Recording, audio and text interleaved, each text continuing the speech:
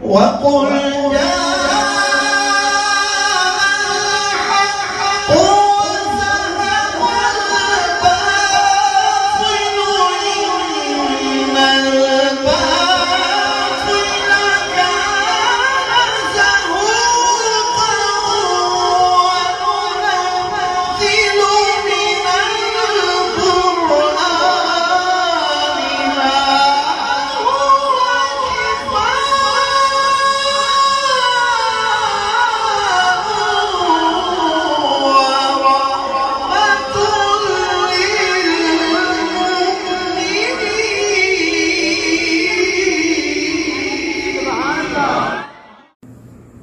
بسم اللہ الرحمن الرحیم رب اشرح لی صدری ویسر لی امری واحلل عقدۃ من لسانی یفقهوا قولی یا رسول اللہ انظر حالنا یا حبیب اللہ اسمع قالنا اننا فی بحر ہم مغرق خذ بایدینا ثقل لنا افکارنا۔ آج ہم عصر حاضر کے عظیم آستانہ، عظیم درگاہ اور عظیم تربیت کا آستانہ عالیہ حضرت کیرہ والا شریف میں حاضر ہوئے ہیں۔ ہمارے حاضر ہونے کا مقصد آستانہ عالیہ حضرت کیرہ والا شریف کی 123 سالہ خدمات کے حوالہ سے کچھ معلومات قبلہ صاحبزادہ صاحب سے ہم نے حاصل کرنی ہے، اور عقائد اہل سنت کے حوالہ سے نظریات اہل سنت کی اشاعت و ترویج کے حوالہ سے آستانہ عالیہ حضرت کیرہ والا شریف کا کردار اور آپ کی خدمات حالات حاضرہ کو سامنے رکھتے ہوئے اس کا جائزہ لینے کے لیے ہم سبھی حاضر ہوئے ہیں۔ ہم لوگ بڑی دیر سے اس بات کے منتظر تھے کہ آستانہ عالیہ حضرت کیرہ والا شریف کا موقف اس بارے میں سامنے آئے۔ تو سب سے پہلے جناب ہم آپ سے جاننا چاہیں گے کہ آپ کی طبیعت مبارک کیسی ہے اور مصروفیات آپ کی کیسی جا رہی ہیں، اور کیا کیا مصروفیات ہیں آج کل؟ الحمدللہ علی کل حال، اللہ تعالیٰ جس حال میں رکھے وہی حال بہتر ہے۔ ہر وقت اللہ تعالیٰ کا شکر ادا کرنا چاہیے۔ ماشاءاللہ تو آپ تشریف لے کے آئے آستانے پہ تو بڑی خوشی ہوئی۔ اللہ تعالیٰ آپ کے علم اور عمل میں برکتیں عطا فرمائے۔ ہماری یہ عظیم درگاہ ہے جس سے ہم وابستہ ہیں، اور نئے اور مجھ جیسے بہت سارے ایسے طلباء، تلامذہ اور علماء کے خدام، آپ جیسے بزرگوں کے خادم، ہماری خوش قسمتی ہے کہ آستانہ حضرت کیرہ والا شریف سے منسلک ہیں، اور یہ ایک ایسا آستانہ ہے الحمدللہ جس نے نہ صرف پاکستان میں بلکہ آؤٹ آف کنٹری بھی ایسے ایسے مبلغین کی جماعتیں تیار کی ہیں جو نظریات اہل سنت کی اشاعت و ترویج کر رہی ہیں۔ اس میں تو کوئی شک نہیں ہے، لیکن حالات کو سامنے رکھتے ہوئے کچھ سوالات تھے ہمارے ذہن میں اور کچھ تشفی کرنی تھی جس کے حوالہ سے ہماری رہنمائی ہو جائے، اور میرے جیسے بہت سارے ایسے ناقص علم والے افراد ہیں جن کی رہنمائی ہو جائے، اور اہل سنت کے جملہ معتقدین متوسلین جو آستانہ عالیہ حضرت کیرہ والا شریف سے وابستہ ہے ان کی رہنمائی ہو جائے۔ کچھ بنیادی عقائد بھی ہیں اور کچھ آستانہ عالیہ حضرت کیرہ والا شریف کے بارے میں کچھ معلومات بھی ہیں جن کو ہم آپ سے حاصل کرنا چاہیں گے۔ تو سب سے پہلے میری گزارش ہے کہ اعلیٰ حضرت تاجدار کیلانی علیہ الرحمہ آپ کے حوالہ سے کچھ چیزیں ہمیں آپ ضرور عنایت فرمائیں جو ہمارے لیے بھی باعث شرف ہو اور جتنے سامعین سننے والے ہیں ان کے لیے بھی وہ باعث شرف ہو۔ حضرت سید نور الحسن شاہ صاحب رحمۃ اللہ علیہ جن کے نام سے ہر کوئی واقف ہے، سبحان اللہ، بہت عظیم ہستی تصوف کے اندر اور اولیاء اللہ کی صف کے اندر، بہت سیرت کے حساب سے، سنت نبوی کے حساب سے اور کردار کے حساب سے بہت اعلیٰ، جس طرح آپ کا نام ہے نور الحسن، جی تو اللہ تعالیٰ نے بے شمار خوبیوں کا آپ کو مالک بنایا تھا، اور یہ سارا فیضان اعلیٰ حضور شیر ربانی رحمۃ اللہ علیہ سے ہمیں عطا ہوا۔ اور میرے حضرت صاحب وہاں پہ زمین کے تبادلے کے لیے تشریف لے کے گئے، جب میرے اعلیٰ حضرت حضور شیر ربانی رحمۃ اللہ علیہ آپ سے ان کی ملاقات ہوئی، تو بڑے حضرت صاحب اعلیٰ حضرت شیر ربانی رحمۃ اللہ علیہ نے آپ کو کہا کہ آپ کون ہوتے ہیں؟ جی جی آپ نے عرض کیا کہ ہم سید. سبحان آپ نے فرمایا آپ کا نام کیا ہے؟ جی جی آپ نے ارشاد فرمایا میرا نام نور الحسن ہے. سبحان آپ نے فرمایا کہ یہاں پہ کس کام کے لیے آئے ہیں؟ جی جی آپ نے عرض کیا کہ میں یہاں پہ زمین کے تبادلے کے لیے آیا ہوں. اللہ آپ نے فرمایا اگر تم پسند کرو تو میں تمہارے دل کا تبادلہ نہ کروں. سبحان اس موقع پہ آپ کا پھر نام پوچھا گیا تو آپ نے فرمایا میرا نام نور الحسن. جی اعلیٰ حضرت شیر ربانی رحمۃ اللہ علیہ نے فرمایا اگر آپ چاہو تو آپ کو حسن کا نور کر دیتے. سبحان پھر دنیا کائنات نے وہ ہستی دیکھی کیا جو حسن کا نور تھی، سبحان اور بہت زیادہ شیوخ اور بہت زیادہ علماء آپ کے تلامذہ دین کے اندر ہوئے، جی جی اور بے شمار شیوخ اور شیخ الحدیث آپ کے خادم ہوئے. سبحان اور آج بھی آپ کا جو دربار عالیہ ہے وہ ہر عام و خاص کے لیے فیض کا مرکز ہے. سبحان حضور ماشاء اللہ اعلیٰ حضرت تاجدار کیلانی علیہ الرحمہ کے حوالہ سے آپ نے جو رہنمائی ہماری فرمائی ہے بلا شبہ ہمارے لیے انتہائی باعث شرف ہے، کیونکہ ہم نے ان کا مقدس زمانہ نہیں دیکھا اور ہم نے ان کے انوار و تجلیات، ان کے بابرکت چہرے کا دیدار ہم نہ کر سکے. بہت خوش نصیب ہے وہ لوگ جنہوں نے آپ کی زیارت کی ہے، آپ کی صحبت میں بیٹھے اور آپ سے اکتساب فیض کیا.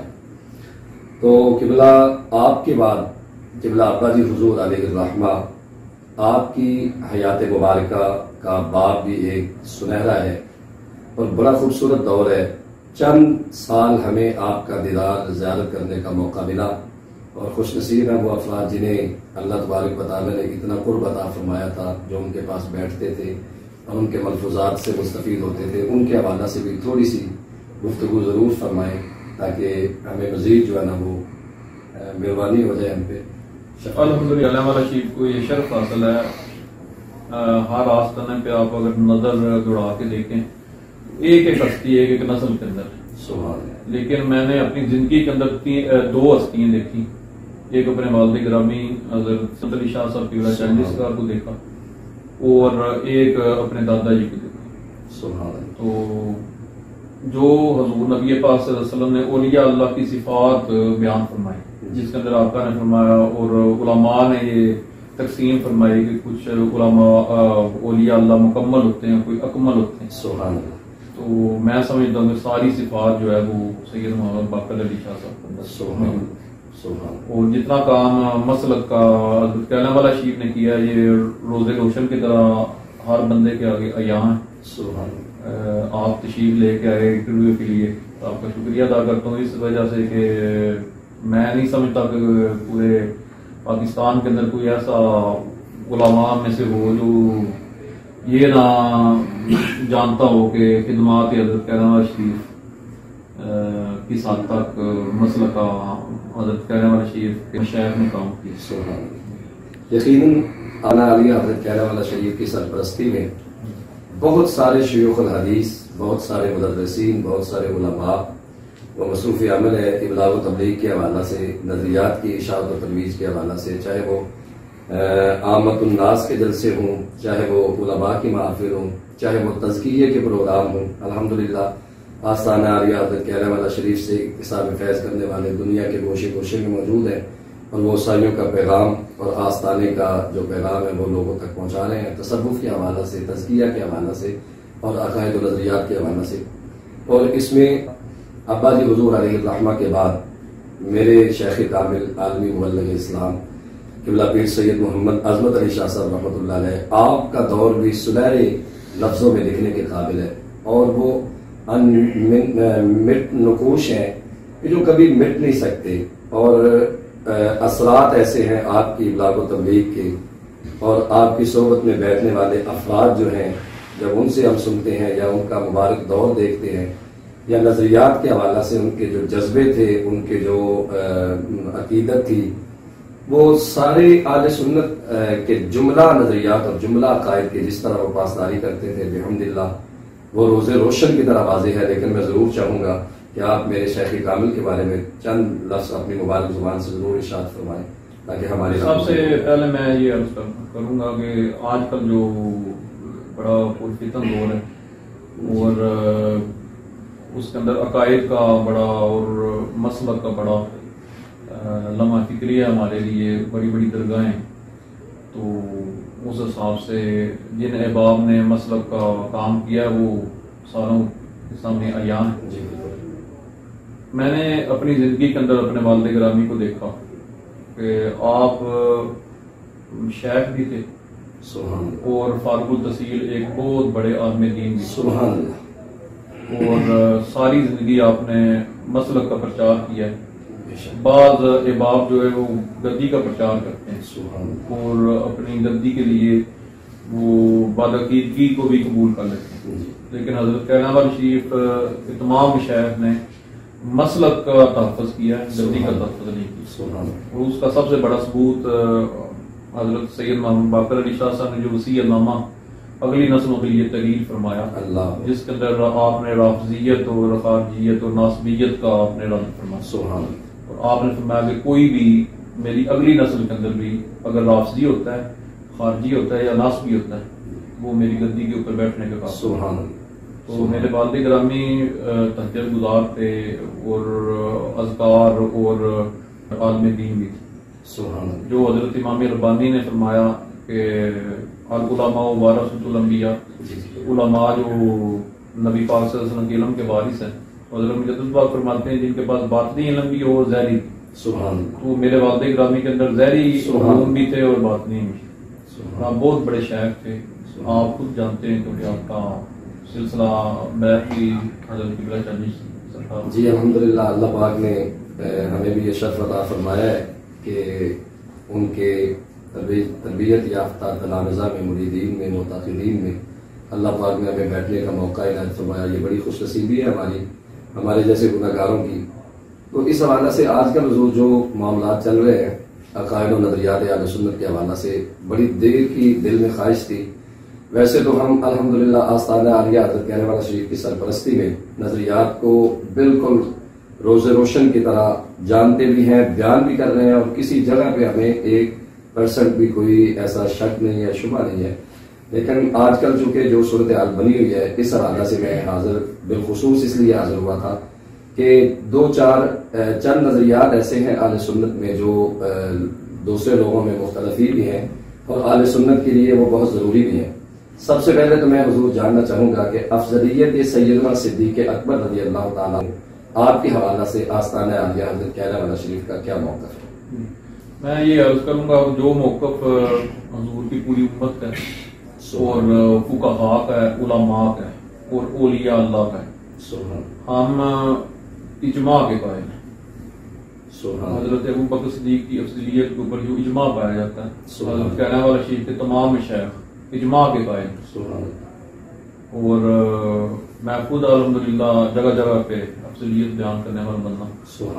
تو مزید جناب جس طرح صحابہ کرام رضوان اللہ علیہ مجمعین میں ترتیب ہے کہ سارے صحابہ سے خلفائے راشدین افضل ہے، اور خلفائے راشدین میں سے جناب سیدنا صدیق اکبر رضی اللہ تعالیٰ عنہ آپ کی ذات گرامی کے حوالے سے موقف ہے ہمارے اکابرین کا جو افضل ہے، اور بالخصوص داتا گنج بخش علی حجویری علیہ الرحمہ آپ کی کشف المحجوب میں جو آپ نے تحریر فرمایا کہ آپ نے ارشاد فرمایا کہ بعد الانبیاء افضل الخلائق، سبحان اللہ، اور الحمدللہ ہمارا یہی عقیدہ ہے، سبحان اللہ، اور کیونکہ ہمارا سلسلہ بھی نقشبندی، سبحان اللہ، تو نقشبندیوں کو آپ کو پتہ ہے گیا سارا فیضان ہی حضرت سیدنا صدیق، سبحان اللہ۔ اور دوسرا میں یہ عرض کروں گا کہ جتنی کتب حضرت کیران والا شریف سے اشاعت ہو چکی، ابھی بھی کسی کو شک ہو تو پھر آ کے وہ دیکھ سکتا ہے۔ میں آپ کے سامنے تعارف کروانا چاہتا ہوں جو حضرت کیران والا شریف کی کتب منظر عام پہ آئی ہیں عقائد کے اسلام، تو آپ جو پوچھیں گے انشاءاللہ یہاں سے عقائد کے اوپر جتنی آپ نے لے ہیں انشاءاللہ ہر کتاب یہاں پہ نا۔ سب سے پہلے میں یہ عرض کروں گا یہ شان سیدنا صدیق اکبر بان اہل بیت اطہار، کہ حضرت اہل بیت پاک کا افضلیت سیدنا صدیق کے اوپر کیا موقف؟ جی جی، یہ بھی آستانہ عالیہ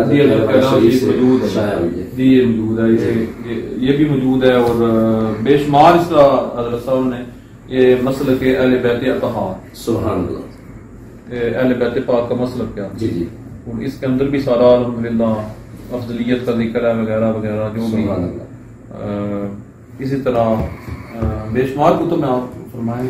جی جی حضور، اس کے ساتھ ساتھ میں یہ بھی جاننا چاہوں گا، ایک مسئلہ بڑا مختلف ہی ہے، چونکہ ہم آستانہ عالیہ حضرت کیلانوالہ شریف سے منسلک ہیں، اور یہ شرائط جو مجدد پاک علیہ الرحمہ نے جو بیان فرمائی ہے کہ پیر سید بھی ہو، بعمل بھی ہو، عالم دین بھی ہو، تو یہ تو بہت اچھا ہے.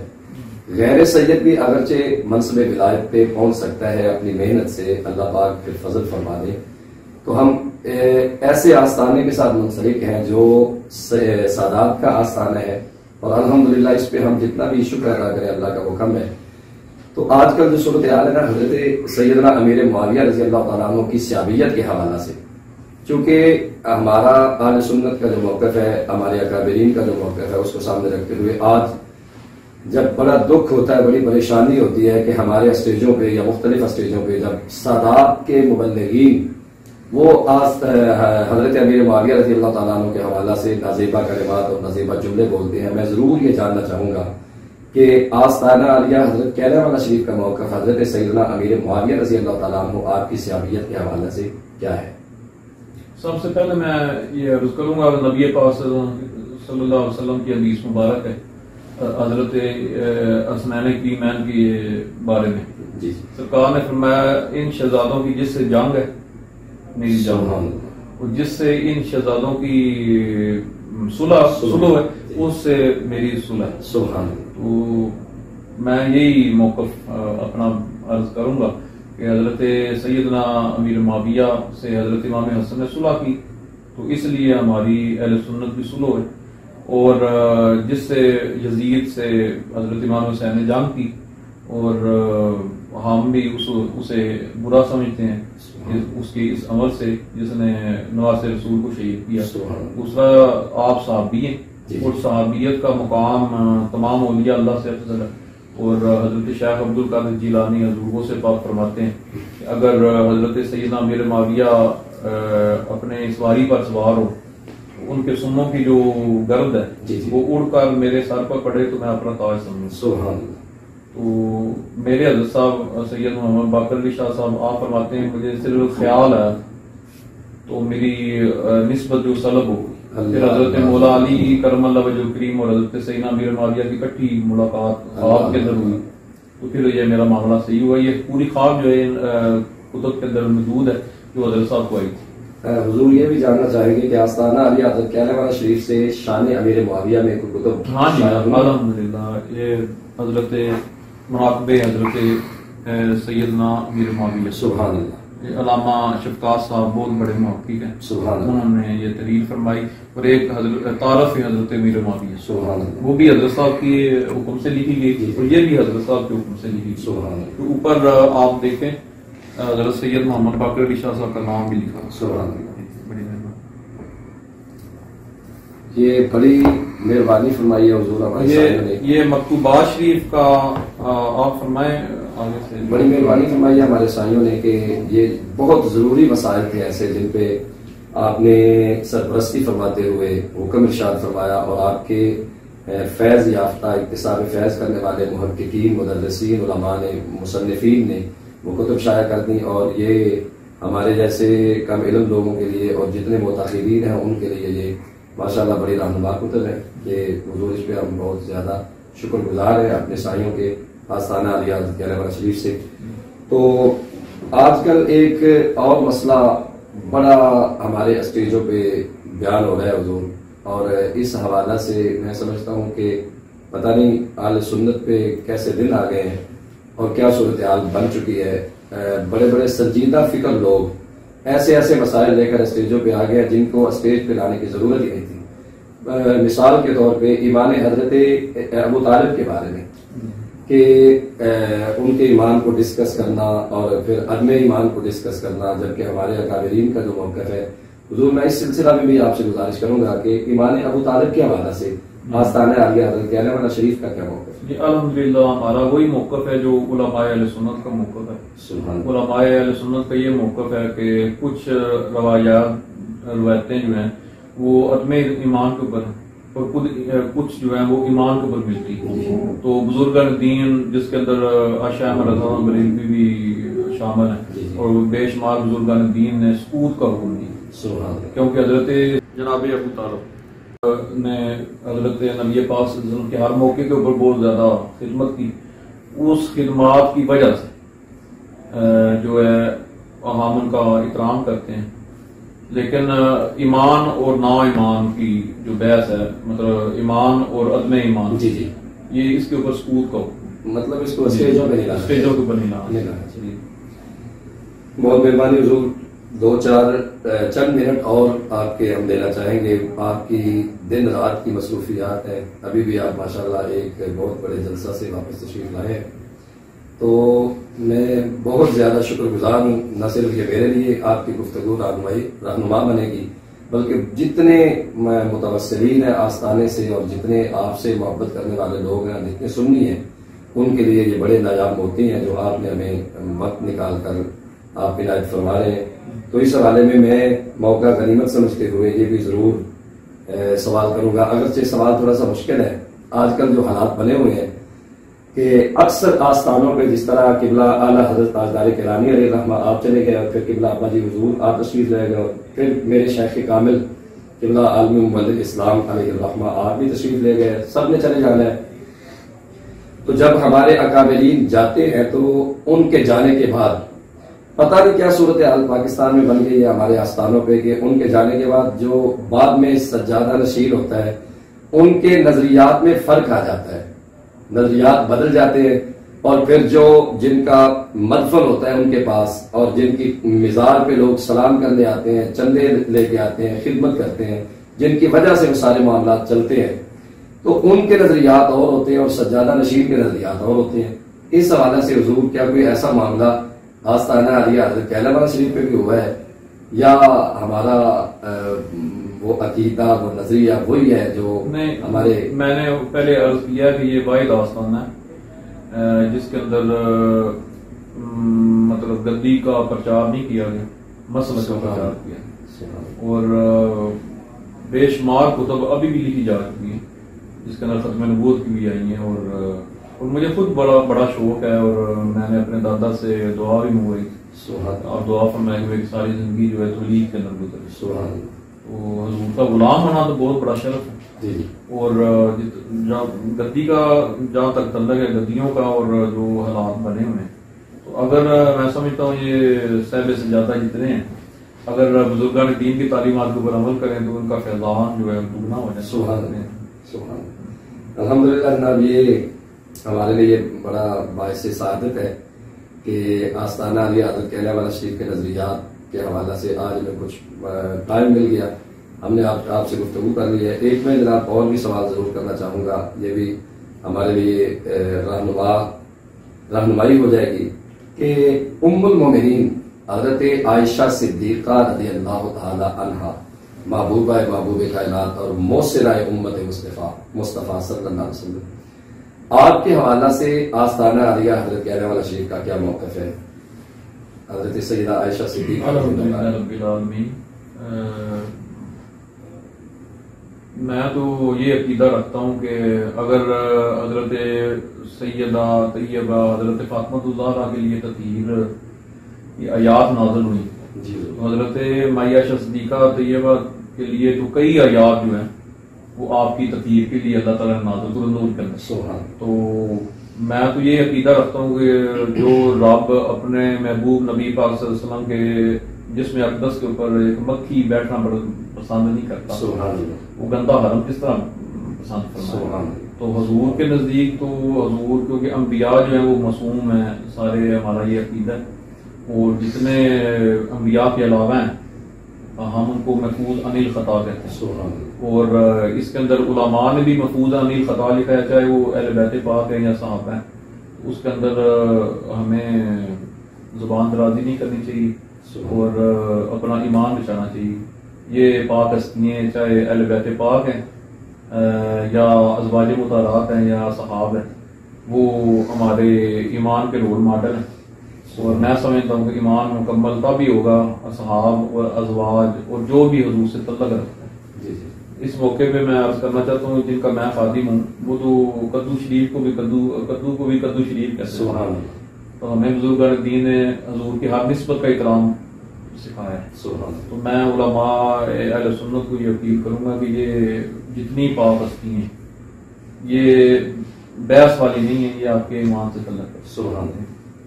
بہت شکریہ حضور. آستانہ علی حضرت کہنے والا شریف پہ ہم اسپیشلی اس لیے حاضر ہوئے تھے کہ آج آپ سے ٹائم لیا، چونکہ جمعے کا دن بھی تھا، آپ کی مصروفیات بھی بہت زیادہ تھی، لیکن یہ مسائل اور یہ چیزیں ہمارے لیے اور عوام اہل سنت کے لیے بہت نفع بخش ثابت ہوں گی، اور جتنے احباب اس سے فائدہ حاصل کریں گے یقیناً.